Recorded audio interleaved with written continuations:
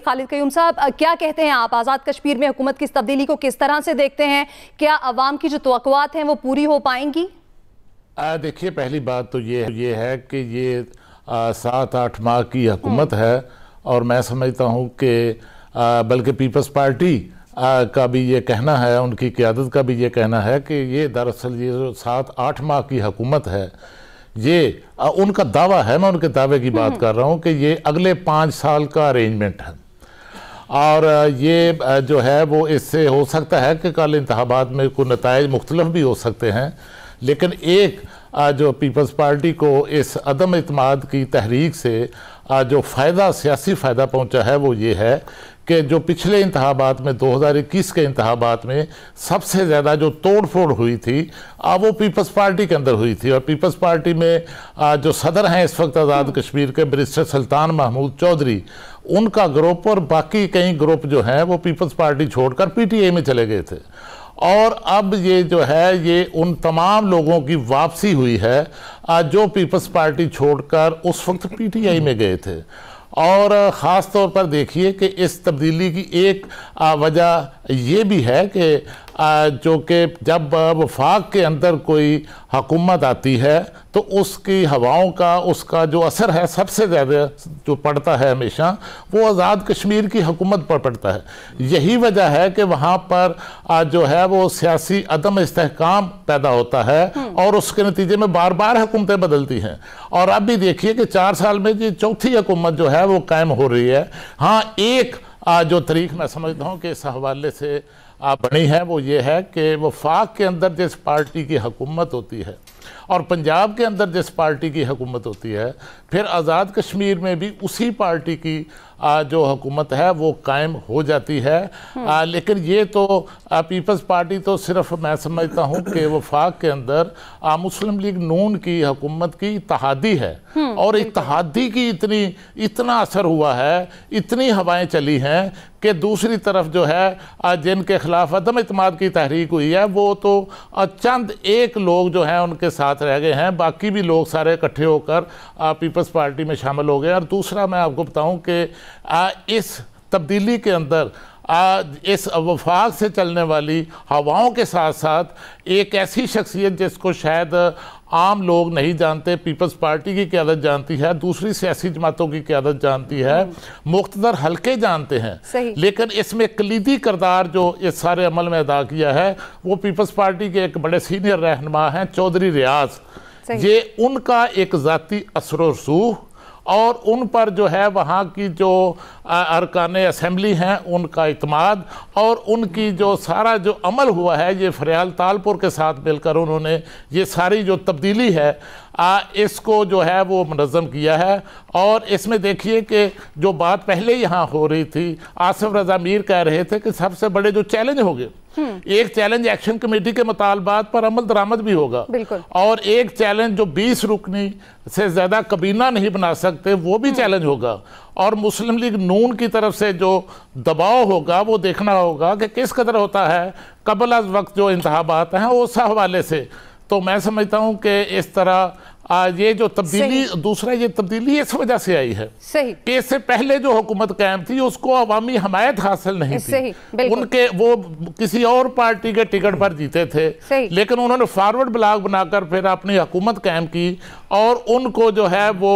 عوامی حمایت نہ ہونے کے باعث پر ایکشن کمیٹی جو ہے اس کو ڈکٹیٹ کرنا پڑا۔ جی، نئے آنے والے وزیراعظم کو بہت سارے چیلنجز کا سامنا ہوگا۔ عامر صاحب، آپ کیا سمجھتے ہیں؟ ایک تو یہ کہ اس تبدیلی کو کس طرح دیکھتے ہیں، اور دوسرا یہ کہ یہی بات جو ہو رہی ہے عوامی ایکشن کمیٹی پر عمل درآمد کے حوالے سے بھی، اور اس کے علاوہ بھی کون کون سے چیلنجز ہیں جو کہ نئے وزیراعظم کو فیس کرنے پڑ سکتے ہیں؟ دیکھیں، ہم نے 8 اکتوبر کو یہ خبر دی تھی کہ وزیر اعظم شہباز شریف کی صدارت میں پیپلز پارٹی اور نون کا جو اجلاس ہوا وہاں پہ آزاد کشمیر کے وزیر اعظم کو فارغ کرنے کا فیصلہ کیا گیا، اور پھر یہ 27ویں ترمیم کی وجہ سے روکا گیا۔ بڑی اس بارے میں خبریں آئیں کہ نہیں جی ان کو نہیں جانے دیں گے، ہم قائم تھے اس بات پہ، اور ہم نے نام بھی اسی لیے، باصف کا شکریہ اس نے نام لیا کہ میں نے فیصل راٹھور کا سب سے پہلے نام دیا تھا، ہمارے پاس اطلاع تھی کہ کیا کیا پلاننگ ہو چکی ہوئی ہے، لہذا اب آپ ہمارے دوست خالد قیوم صاحب جس کو مرضی کریڈٹ دیں، جہاں فیصلے ہوئے تھے وہیں سے ہوئے تھے، اور اپنی مرضی کا پیپلز پارٹی وزیر اعظم نہیں لا سکی، بالکل نہیں لا سکی. اس کے لیے بالکل کوئی اور نام تھے، پوری آخری وقت تک زور لایا گیا، اور لیکن جب عدم اعتماد اور پرائم منسٹر کو فارغ کرنے کا فیصلہ ہوا تھا اسی وقت فیصل راٹھور کا نام بھی آ چکا ہوا تھا. پھر اس کو قبول کرا لیا، اور یہ بالکل ایک اچھا کام ہوا اس لیے کہ عوامی ایکشن کمیٹی اس جو وزیر اعظم ابھی خطاب فرما رہے تھے، آپ نے سنوایا کہ میرے 2.5 سال بڑے اچھے گزرے، میں نے بڑی خدمت کی. بھائی تمہارے خلاف ہی تو عوامی ایکشن کمیٹی آئی تھی، تنگ کس سے ہوئی تھی؟ اگر آپ ڈیلیور کر رہے ہوتے تو کوئی بات ہو سکتی تھی اس طرح کی کہ یہاں سے ہمارے سارے پیسے 3 روپے یونٹ میں آپ کٹوا رہے ہیں وہاں پہ جا کے کشمیر کے اندر، وہاں تو سارا کام ہی اب بجلی پہ شروع ہو گیا، باقی کام ہی ختم ہو گیا ہے. یہ آواز تھی کہ بھائی یہ کیا کام کیا ہے، بلنڈر کیا ہے، وزیر اعظم اپنے ہوش کے ناخن ہی نہیں لے رہے. وہ کس قسم کے پیسے بچا رہے تھے بھائی؟ جب خرچ ہی نہیں کر رہے لوگوں کے اوپر، کیا بچت کی آپ نے؟ کس منصوبے میں بچت کی جب آپ نے کام ہی نہیں کیا؟ تو اب 8 مہینے ہیں، جو بھی ہے وفاق کی ہوائیں بالکل ہوتی ہیں اور ہمیشہ اثر انداز ہوتی ہیں، جبکہ مقتدر قوتوں نے 2016 میں پورا پیپلز پارٹی اور پی ٹی آئی کو زور لگا کے مودی کا یار نواز شریف کہہ کے عمران خان اور بلاول بھٹو کو 2016 کے الیکشن میں آزاد کشمیر میں اتارا تھا. نواز شریف جس وقت اپنا وہ بائی پاس کرا رہے تھے، لیکن جب وہ اچانک آئے اگلے دن جب یہاں ساری فضائیں بدل دی گئی تھی تو پھر وہاں کے کئی سیکٹر حوالدار بدل دیے گئے تھے کہ جناب آپ کی تو رپورٹیں ہی غلط ہوئی ہیں کہ کیا کیا کرتے رہے اور آپ نے کیا جھوٹ بولا تھا. اب کچھ اور ہونے جا رہا ہے. یہ ان چیزوں کی نشانی ہے کہ لوگوں کو سمجھ آ گئی ہے کہ اس طرح کے بندوبست سے فائدہ نہیں ہوگا. نون نے اسی لیے الیکشن میں جانے کے لیے تیاری کے لیے حکومت میں نہ جانے کا فیصلہ کیا، اور یہ اس لحاظ سے انڈرسٹینڈنگ ہوگی پیپلز پارٹی اور نون کی کہ الیکشن آپس میں لڑا جائے. تھرڈ پارٹی جو پاکستان میں پی ٹی آئی ہے، وہاں پہ اب جس نام سے بھی وہ لڑیں گے جا کے کیا کر سکیں گے نہیں کر سکیں گے، عوامی زور و شور لگایا جائے گا لوگوں کی خدمت کرنے کی. میرے حساب کتاب میں ایک ریئل پولیٹیکل بلڈ ہے فیصل راٹھور، ان کے والد صاحب راجہ ممتاز راٹھور، ان سے بھی ہم ملے ہوئے مرحوم سے، اور وہ بڑے عوامی آدمی تھے. ان محترمہ بینظیر بھٹو کے قریبی بھی تھے، پھر ان کو فارغ بھی کیا گیا، پھر وہ اسپیکر بھی بنے. اب یہ امتحان ہے جو حکومت لے کے وہاں بیٹھیں گے کہ کس طرح لوگوں کے اندر گھل مل جاتے ہیں. بہرحال یہ پہلے 2 وزیر اعظم تو عمران خان نے خود بدلے تھے نا. یہ جو آج کہہ رہے ہیں نا کہ جی چوتھا وزیر اعظم آ گیا، بھائی 2 تو پہلا نیازی صاحب لگائے تھے عمران خان نے، اور پھر دوسرے وزیر اعظم لگائے عمران خان نے، تیسرے ان کی پارٹی کے اندر سے ریوولٹ کی صورت میں، جیسے جی بی میں ہوا تھا ویسے ہی کشمیر میں بھی کرایا گیا. تو جس طرح لائے گئے تھے اس طرح بھجوا دیے گئے. اب دیکھیں آئندہ جب الیکشن اگلے 8 مہینے میں 6 مہینے میں جب بھی ہوگا، کیونکہ وہاں تو نگران حکومت نہیں آتی نا پاکستان کی طرح، وہاں حکومت بس یہ ہے کہ پروٹوکول میں گاڑیاں رہ جاتی ہیں، الیکشن کمیشن کراتا ہے آزاد کشمیر میں، چیزیں رک جاتی ہیں اس کے اوپر. عقل اور ہوش کے ناخن لینے چاہیے سیاسی قوتوں کو آزاد کشمیر میں کہ لوگوں کی خدمت کریں، وہاں پہ براہ راست رابطے میں رہیں. بالکل ایسے ہی لوگوں کی خدمت کرنے اور لوگوں کو فائدہ پہنچانے کی بات ہونی چاہیے. ایاز صاحب آپ کیا سمجھتے ہیں؟ تبدیلی کی ہوا چلی، تبدیلی آ بھی گئی، اس تبدیلی سے عوام کو کتنا فائدہ ہوگا؟ سب سے پہلی بات تو یہ کہ چودھری انوار الحق کو یہ تسلی تو ہوگی کہ میں لایا گیا تھا اور اب بھجوایا گیا ہوں، درمیان میں اور کچھ ہے نہیں. فیصلے تو ظاہر ہے ہوا کرتے تھے، ماضی میں بھی ہوا کرتے تھے، لیکن فول پروف فیصلے شاید اب ہوا کرتے ہیں کہ جو طے کر لیا اس کے مطابق کی چیزیں ہوتی ہیں. ورنہ 19-20 ہوتا تھا، کوئی چینج بھی ہو جاتا تھا. وہ خالد کیوں وہ جن چودھری ریاض کی بات کر رہے ہیں وہ بیچارے تو گورنر بنتے بنتے بھی رہ گئے تھے، آلموسٹ بن گئے ہوئے تھے، اور پھر وہ پتہ چلا کہ نہیں، وہ سردار سلیم حیدر وہ نکل کے آگے آ گئے اور وہ اچانک گورنر پنجاب بن گئے. تو یہ ہوتا ہے سیاست میں.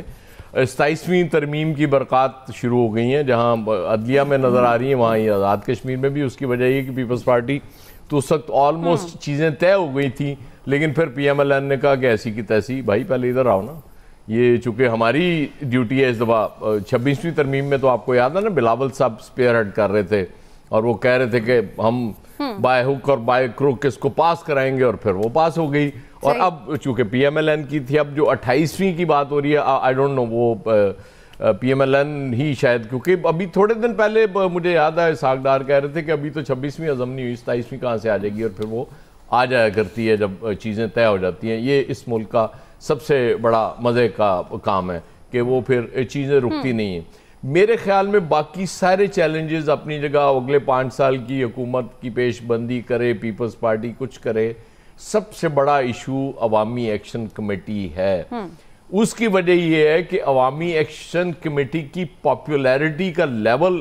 آزاد کشمیر میں اس مقام تک پہنچ چکے ہیں وہ لوگ کہ وہ اگر الیکشن ہوں گے اور وہ الیکشن میں اپنے کینڈیڈیٹس اتاریں گے تو بڑا مشکل ہو جائے گا یہ روایتی پولیٹیکل پارٹیز کے لیے. اب اس کے بعد وہ کیا ہوگا نتائج کا, کیا وہ ویسے ہی نتائج ہوں گے جیسے کہ ہوئے تھے پورے پاکستان میں, بلوچستان میں, یا مطلب وہ اگر مینڈیٹ ان کو مل رہا ہے تو ان کو دے دیا جائے گا. I don't know, وہ تو کل جب وقت آئے گا تو دیکھیں گے. لیکن مجھے یہ سب سے بڑا چیلنج لگتا ہے. باقی وہ پیسہ بہت پڑا ہوا ہے اللہ کے فضل سے, اور پیپلز پارٹی کی حکومت بھی آ گئی ہے, تو پیسہ تو چاہیے ہوتا ہے نا, اب آگے الیکشنز کے لیے بھی چاہیے ہوگا. تو اب دیکھتے ہیں وہ اس کو کس طرح سے خرچ کیا جاتا ہے اس پیسے کو. لیکن چیز وہی ہے کہ جب طے کر لیا کہ یہ کرنا ہے, بے شک عمران خان صاحب نے 2 وزرائے اعظم خود بدلے تھے, لیکن یہ ایک نیا ریکارڈ تو بنا نا کہ ایک ہی اس میں ٹینیور میں 4 وزرائے اعظم بدل گئے. اور وہ بھی خالد کیوں ٹھیک کہہ رہے تھے کہ یہ بھی پہلی دفعہ ہی ہو رہا ہے کہ مرکز میں اور پنجاب میں حکومت پی ایم ایل این کی ہے, اور پی ایم ایل این نے چلیں فارورڈ بلاک سے ہی صحیح ان کی گورنمنٹ تھی. یہ بھی شاید پہلی بار ہی ہوا ہوگا تاریخ میں پاکستان کی اور آزاد کشمیر کی کہ پیپلز پارٹی نے, پی ایم ایل این نے اپنے ہی وہ جو ان کے پرائم منسٹر تھے ان کے خلاف نو کانفیڈنس لائے, اور اس کے بعد پیپلز پارٹی کے حوالے حکومت کر دی. مطلب یہ برکات نہیں ہے ترامیم کی تو اور کیا ہے. صحیح.